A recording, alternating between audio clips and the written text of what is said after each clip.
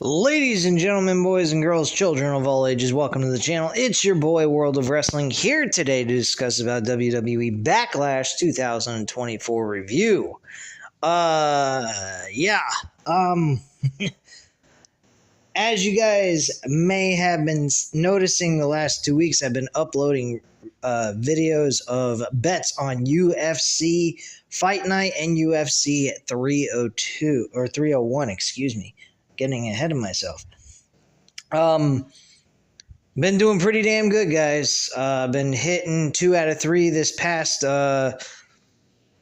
pay-per-view with the favorites that I picked for you guys to throw down on. And then I also was correct 3 out of the 4 picks on UFC Fight Night the week before. So I've been hitting it pretty well. Hope you guys have been following along if you have the capabilities of going ahead and betting within your state. If so, I hope you guys are successfully winning and betting responsibly so you guys are not making yourself broke, because this shit can make you broke if you're not smart enough with your finances, so you have to be smart with this shit. But anyway, I just wanted to go into that. I made over $231 in bets this week, along with Las Vegas of $100. So I did pretty fucking good. But anyway, let's get into the review. Enough about the bets. WWE Backlash. Again, I have not been watching a whole lot of wrestling the last 2 weeks. I've been kind of in the dumps a little bit, and also I was getting ready to go to Las Vegas, so I was getting prepared for that, and so forth. So I do apologize about the lack of reviews on the pro wrestling. The only reason why I was uploading UFC content for the bets was specifically because I didn't have to actually watch the content, invest the time, and then do a review on it. So it is a little bit different. But my attitude, real simple about Backlash, it was a fantastic show. The crowd in France was amazing. Half the shit they were doing, I don't even think they cared so much about the wrestling as much as they did about just having fun. And that is something that us US fans don't seem to know how to do. We do not know how to have fun anymore at these events. Making our voices heard, screaming to the top of our lungs, making chants, shit like that. We have not been doing that for a very long time, us United States fans. And I will say that I think that France had a great time with this pay-per-view. I think they enjoyed themselves. They made the show very enjoyable and fun to watch as well. It wasn't a boring-ass crowd to listen to, and they seemed to appreciate WWE a lot more than some of the normal fans that come to their events while they're in the United States. I guess that has a lot to do with the fact that they don't get that too often, so that has a lot to do with it, I believe. But my attitude, real simple, is this. I think that the pay-per-view as a whole was a fantastic show. The only match I did not care for was the WWE Women's Tag Team title match with Bianca Belair and Jade Cargill against the Kabuki Warriors. I think that was an absolute fucking dreadful match. I did not give 2 flying fucks about that match whatsoever.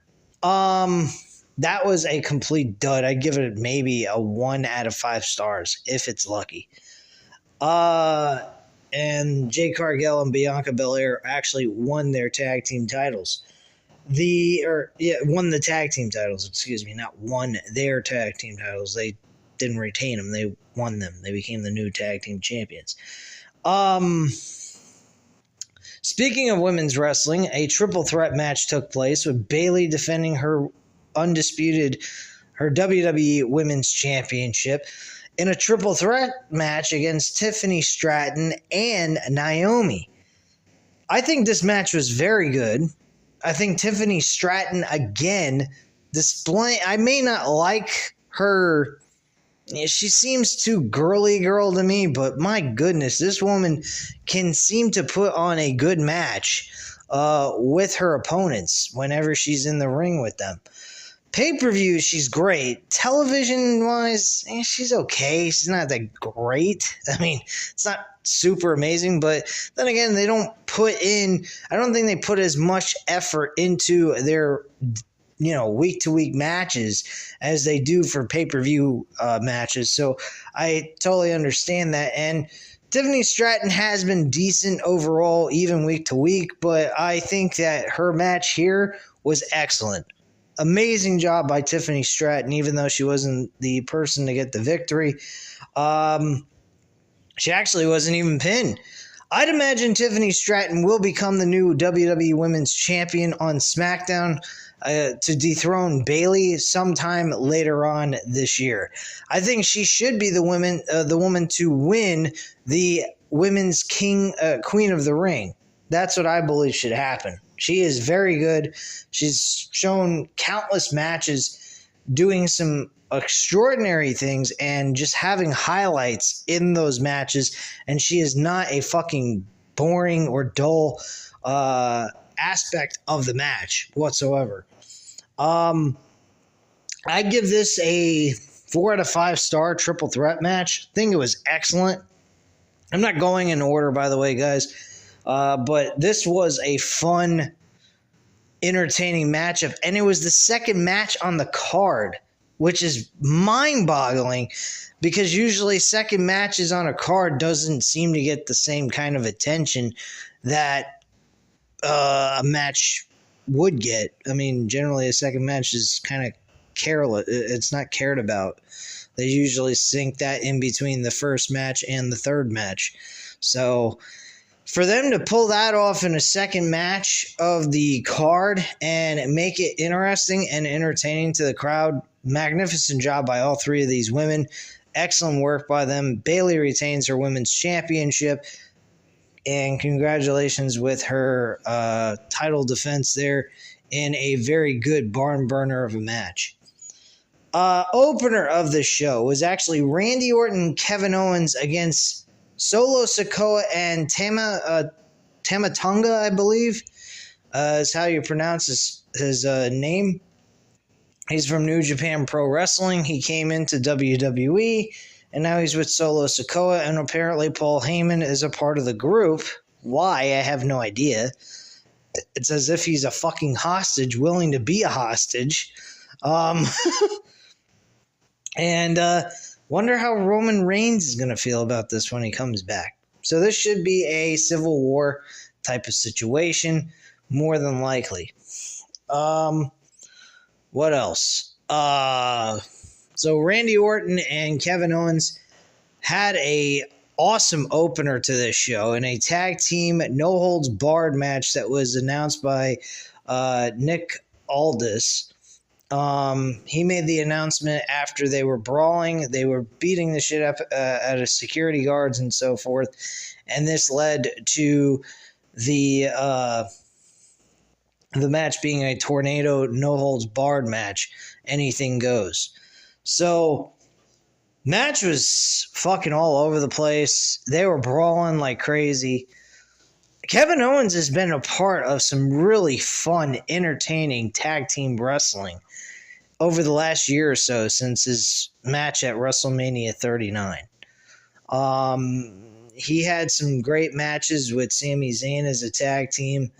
This run with Randy Orton should be a short one. I don't think it's going to be long-term or anything because Randy Orton's done enough with tag team wrestling with Matt Riddle, and now he's partially been on his own since the injury, and now he's back into the tag team wrestling division, sort of, with Kevin Owens, but I think this is just an ally type of deal. It's nothing to be taken into tag team wrestling per se. But Solo Sikoa is looking like a beast since Roman Reigns has been taken off of television because of his loss to Cody Rhodes. I'm actually liking Solo Sikoa. He's become a boss of the Samoan family. They're giving him the ability to run the reins with all this. No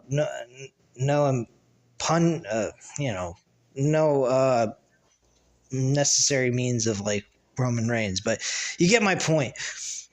Solo Sikoa is actually really taking the run with this character change into a major player on the tribal chief bloodline deal, and basically turning them into Bullet Club 2.0 kind of reflection here. Because we're seeing like two different bloodlines. One's Roman Reigns' bloodline and the other is Solo Sikoa's bloodline. So there's a good chance we could see Roman Reigns along with the Usos teaming together in a 6-man tag team match later on in the future. We could be seeing this at the SummerSlam pay-per-view, possibly. I mean, we could see a 6-man tag team match with Solo Sikoa, Tama Tonga, and Tama Taiola, whatever his fucking whatever his name is, the other brother. And he made an appearance, the other brother of Tama Tonga, and he actually showed up during this match and helped the Solo Sikoa and his brother win this matchup. This match was a 4 out of 5 stars. Very, very entertaining shit. Caught my attention from beginning to end. I mean, I briefly, from time to time, was looking at scores and stuff for sports. But other than that, most of it, I had my attention on the TV screen watching the entire match. So, very solid action here. And a great opener for France to witness right before their very eyes. Damian Priest defended his World Heavyweight Championship. This match, folks, I actually loved. I love this match. This match was fucking awesome. We got to see new faces in a main event type of world title match.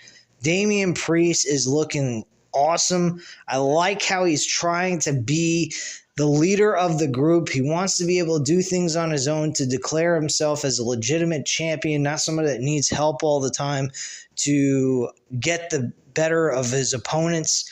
And he wants to earn the right to say he is a world champion, and he doesn't believe by having the Judgment Day interfere in his matches is going to do that. And I like the storyline they're building around this. It does seem, though, that Damian Priest could end up being a babyface while the rest of the group stays heel, or the group just discontinues altogether and disbands. Like I said before, I really don't want to see Judgment Day disband. I would rather see Finn Balor, Rhea Ripley, and Damian Priest as the 3 people involved in this Judgment Day faction, and just get rid of JD McDonough and Dominic Mysterio, because they're the weak links of this group. I think Dominic Mysterio would be better fit for Santos Escobar's group. It plays more into his character, not to mention his rationality. I think that would also make a little bit more sense. Not to mention, I mean, not to say that this is a race thing, but it does fit in a sense. But I love the combination of Rhea Ripley and Dominic Mysterio. I think they're great together. So if they just went off as a pairing, like you had Eddie Guerrero and Chyna, I mean, I'm all for that too. If you want to just keep those two together, if you broke up the Judgment Day, fine. That I would definitely keep going if they decide to break the Judgment Day up altogether. I think that would absolutely suck if Dominic just, disappeared. I like Dominic Mysterio. I think he has development skills that need to be made, but I think as a character and as a person that people want to hate on, I think is absolutely great for the sport. I think he is absolutely amazing at what he does, and it's not that difficult for him to do. Not to mention, I mean, he has years of experience around wrestling. I mean, he has his dad in pro wrestling. He has known Eddie Guerrero for the period of time that he was alive around Dominic. I mean, fuck, Dominic basically looks like Eddie Guerrero did back in 1997 and 2000. I mean, come on. It's ridiculous. I mean, the guy's basically mimicking Eddie Guerrero. The only thing he's missing is his name at this point.